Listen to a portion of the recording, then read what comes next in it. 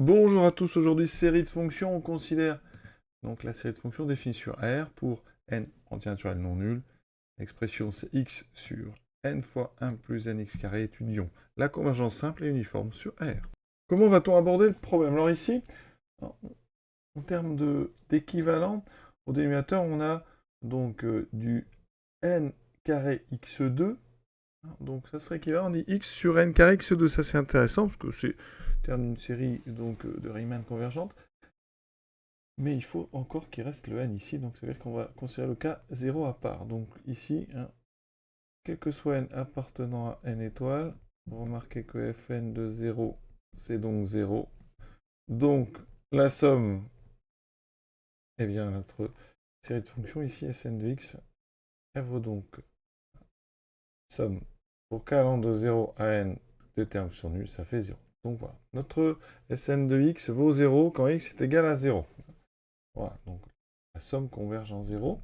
Maintenant, ça veut dire qu'on va travailler sur R étoile. C'est-à-dire pour x non nul, qu'est-ce qu'on va faire? On remarque, et on va prendre la valeur absolue. La valeur absolue de Fn de x, c'est donc valeur absolue de x sur n 1 plus n x2. Et ça, en termes de série, ça va être équivalent à quoi? Équivalent quand n tend vers plus l'infini à du... Donc x ne bouge pas, c'est n qui bouge. Là, le 1 plus est négligeable, il restera donc du n carré x2. Alors comme j'ai pris la valeur absolue, bien sûr, on va prendre la valeur absolue ici. Ça veut dire que fn de x, après simplification, il y a un x en haut et x2 en bas, il va me rester du 1 sur n2, valeur absolue de x. La série des 1 sur n carré x, valeur absolue de x, elle converge. C'est une série donc, de Riemann convergente. On a du 1 sur n alpha, c'est proportionnel, c'est 1 sur x, la valeur absolue x est fixée.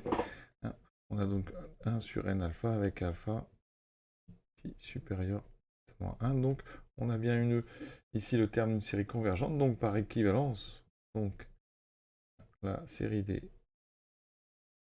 valeurs absolues de fn de x, elle converge.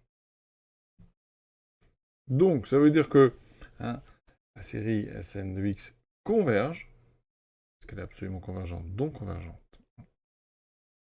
Elle converge sur donc R étoile. Conséquence, ça converge en 0, ça converge sur l'étoile, donc Sn est convergente simplement sur R. Maintenant, passons à la convergence uniforme. Alors, on va étudier le sup, donc ici déjà des Fn de x. On va regarder un petit peu ce que ça donne sur R. Donc, regardons Fn de x. Fn de x, donc x sur n, 1 plus nx de carré. On va le dériver. Une fonction rationnelle. La dérivée donne quoi? Donc, on a un quotient. D'accord? Donc ici, alors, le 1 sur n, je vais le laisser de côté, on va le mettre devant. Donc je dérive x sur 1 plus n x carré, donc u sur v. Donc j'ai u', donc en gros ça me fait 1 plus n x2, moins x fois la dérivée de 1 plus n x2, qui donnera donc 2nx. Voilà. Et au-dessus, on aura 1 plus nx au carré au carré. Donc il me reste moins mon 1, donc au dénominateur n, 1 plus n x2 au carré, et en haut, donc, alors, et nx2 moins 2nx2, donc j'ai un 1 qui est tout seul, il me reste 1 moins nx carré. On a ce tableau-là. Alors, la fonction fn, elle est impaire, donc j'aurais pu travailler uniquement.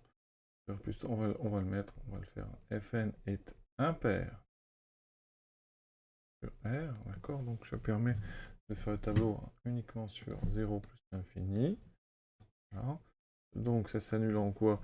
Donc racine de 1 sur n, 1 sur racine de n. Ici, donc, on aura du moins plus. On a une parabole inversée, donc du signe de a, donc moins n à l'extérieur. Ensuite, les variations de fn en fonction de x, donc sur 0 plus l'infini, ça fera ceci. Donc, en 0, ça fait 0. Limite en plus l'infini, donc en x tend vers plus l'infini, on a du 1 sur x, donc ça fait 0. Et donc, on a un maximum ici en 1 sur n.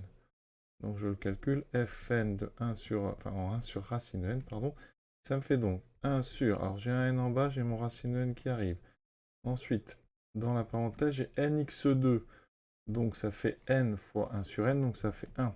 Il me reste donc 1 sur 2n racine de n. 1 sur 2n racine de n. On en déduit donc par imparité que pour tout x réel, fn de x en valeur absolue est inférieure ou égale à 1 sur 2. Donc n racine de n, c'est n, donc exposant 3,5. C'est important parce qu'on est face à une série de Riemann.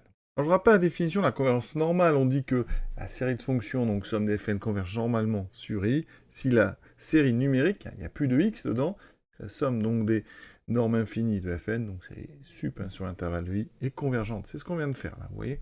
On vient d'aller chercher justement la norme infinie de fn de x sur R. Autre façon de voir les choses, hein, qui est équivalente. On dit que la série de fonctions donc, converge normalement sur i. Si on peut trouver une suite numérique convergente, hein, somme des n converge, telle que pour tout n et pour tout x dans notre intervalle, eh bien la valeur absolue de fn de x est toujours inférieure ou égale au terme de la série numérique, donc à n. Voilà.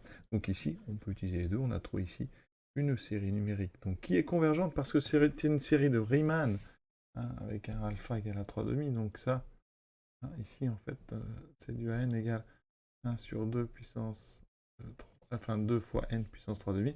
Elle est Riemann convergente. D'accord. Voilà, on a du alpha égale 3,5. Et donc, on applique ça. Ça veut dire qu'on vient de montrer que la série dfn, elle est normalement convergente. Et on sait que la convergence normale implique la convergence uniforme. Donc, elle est uniformément convergente. Hein. On est sur R. L'exercice est terminé. Je vous souhaite une bonne fin de journée. À bientôt.